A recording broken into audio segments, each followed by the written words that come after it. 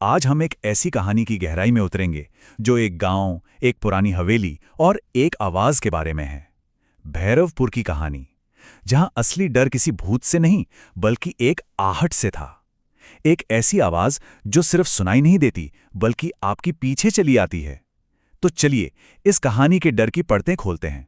कहानी की शुरुआत ही आपको उस माहौल में खींच लेती है। सोचिए, एक ऐसा गांव जहां शाम का मतलब दिन का खत्म होना नहीं बल्कि एक अनजाने खौफ की शुरुआत है। ये पंक्तियां हमें सीधे भैरवपुर के उस अजीब से सन्नाटे में ले जाती हैं जहां डर हवा में ही घुला हुआ है। कहानी का सेंटर पॉइंट है भैरवपुर की वो वीरान बदनाम हवेली जिससे पूरा गांव कांपता है। और इसी हवेली से आती हैं वो अजीबो गरीब आवाजें जिसे सब आहट कहते हैं। ये कोई मामूली खटपट नहीं है, ये एक ऐलान है, एक अनदेखी ताकत का। तो आखिर ये आहट है क्या चीज? देखिए, ये सिर्फ कदमों की आवाज नहीं है, ये वो फुसफुसाहटें हैं जो कोई करता नहीं पर सुनाई देती हैं। ये वो एहसास है कि कमरे में कोई है जबकि आप बिल्कुल अकेले हों। कहते हैं ना, सबसे बड़ा डर उसका होता है जिसे हम देख नहीं सकते। बस ये आहट उसी डर का दूसरा नाम है।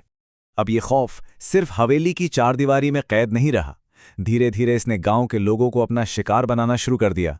तो चलिए देखते हैं कि कैसे इस आहट ने एक एक करके लोगों के दिमाग पर हमला किया और डर का एक पूरा पैटर्न बना दिया। इस सिलसिले की पहली कड़ी थी रीना। दोस्तों से शर्त लगी और वो हिम्मत दिखाकर हवेली में चली भी गई। पर वहां दीवार पर अपनी परछाई के साथ उसने एक और परछाई को हिलते हुए देखा।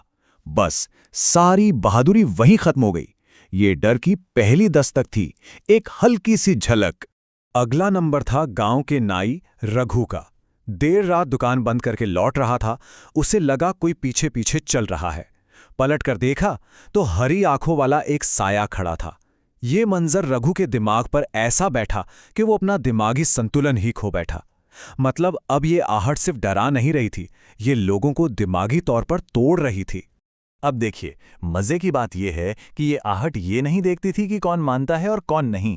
अनिरुद्ध, स्कूल मास्टर जो हमेशा लॉजिक और साइंस की बातें करते थे, उन्हें भी वो भारी कदमों की आहट सुनाई दी।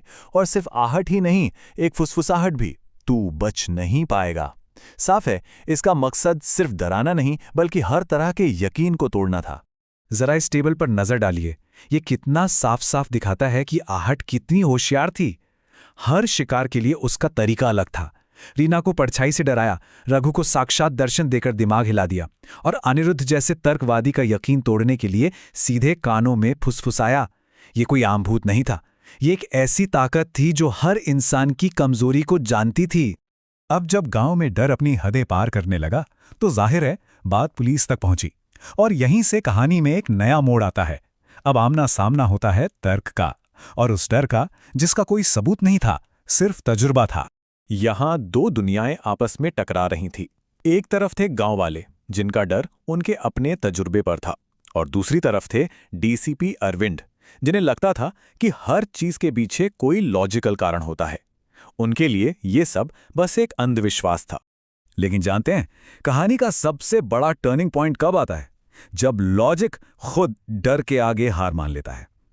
डीसीपी अरविंद जब हवेली पहुंचे तो उन्हें भी वही कदमों की आहट सुनाई दी, और फिर कंधे पर एक बर्फीले हाथ का एहसास। बस उसी एक पल में उनका सारा शक, सारा लॉजिक सब कांप गया। और फिर उसी खौफनाक सन्नाटे में एक फुसफुसाहट ने उन्हें रास्ता दिखाया। एक आवाज जिसने डीसीपी अरविंद को हवेली के उस हिस्से में जाने को कहा जहां आज तक किसी ने जाने की हिम्मत नहीं की थी, तहखाना। कहानी अब अपने क्लाइमैक्स की तरफ बढ़ रही थी। तो अब वक्त था डर से सीधा टकराने का। एक टीम बनाई गई जिसमें वो भी थे जो डर चुके थे और वो भी जो जांच कर रहे थे। प्लान बिल्कुल सीधा था। आधी रात को हवेली में जाना, तहखाने का दरवाजा ढूंढना और उस अंधेरे में उतरकर आहट के राज को बेनकाब करना। तो अब हम कहानी के उस मोड़ पर हैं जहां पर्दा उठने वाला है। आखिर उस तहखाने में ऐसा क्या है? ये आहट कहां से आ रही है? सारे जवाब बस कुछ ही कदम दूर उस अंधेरे में दफन थे। और जैसे ही वो लोग तहखाने में उतरे, उनका सामना एक ऐसे सच से हुआ जिसने उनके होश उड़ा दिए। दीवार पर खून से लिखा था, आहट मेरा श्राप है, जो सुनेगा उसका अंत होगा। ये कोई हादसा नहीं था, ये एक इरादा था, एक श्राप जिससे बचना नामुमकिन था। और फिर उस खौफ के बीच एक धुंधला साया सामने आया और राज खुल गया। उस आत्मा ने अपना नाम बताया, ललिता, इस हवेली की असली मालकिन। बरसों से जो एक अनजाना डर था, अब उसका एक नाम था, एक चेहरा था और एक मकसद भी। इस एक स्लाइड से पूरी तस्वीर साफ हो जाती है। 100 साल पहले ललिता के ही पति ने दौलत के लालच में उसे इसी तहखाने में जिंदा दीवार में चिनवा दिया था। उसकी चीखें, उसकी तड़प और उसके आखिरी कदमों की आवाज वही आहट बन गई। वो सदियों से सिर्फ डरा नहीं रही थी, वो अपना बदला ले रही थी। अब जब सच पता चल गया तो एक हल सोचा गया। लेकिन सवाल ये था कि क्या एक सदी पुराने दर्द और नफरत से पैदा हुए श्राप को आग जैसी कोई चीज सच में खत्म कर सकती है? टीम ने मिलकर फैसला किया कि इस श्राप को खत्म करना है तो इसकी जड़ यानी इस हवेली को ही मिटाना होगा। उन्हें लगा कि हवेली जल जाएगी तो ललिता की आत्मा को शांति मिल जाएगी और ये डर हमेशा के लिए खत्म हो जाएगा। और एक पल के लिए ऐसा लगा भी। हवेली जलने के बाद उस रात गांव में एक अजीब सी खामोशी थी। कोई आहट नहीं, कोई डर नहीं। सबको लगा कि बुरा सपना आखिरकार खत्म हो गया। भैरवपुर अब आजाद है। पर यह बस एक धोखा था। लेकिन कहानी यहां खत्म नहीं हुई।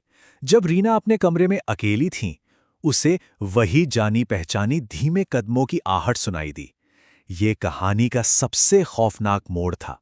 हवेली तो जल गई, पर श्राप अभी भी जिंदा था। तो सबसे जरूरी बात यह है, श्राप हवेली में नहीं था, वो उस आहट में था। वो एक वायरस जैसा था, जिसने भी उसे सुन लिया वो उसके साथ जुड़ गया। हवेली जलाना बेकार था क्योंकि अब वो डर रीना के साथ उसके अपने कमरे में आ चुका था। ये कहानी हमें बताती है कि कुछ श्राप जगहों से नहीं, आवाजों से जुड़े होते हैं। और ये पूरी कहानी हमें एक आखिरी सवाल पर लाकर छोड़ देती है। अगर नफरत और दर्द इतने ताकतवर हैं कि वो मौत के बाद भी जिंदा रह सकते हैं, तो क्या कोई भी तरीका उन्हें सच में मिटा सकता है? या फिर कुछ साए हमेशा पीछा करने के लिए ही बने होते हैं?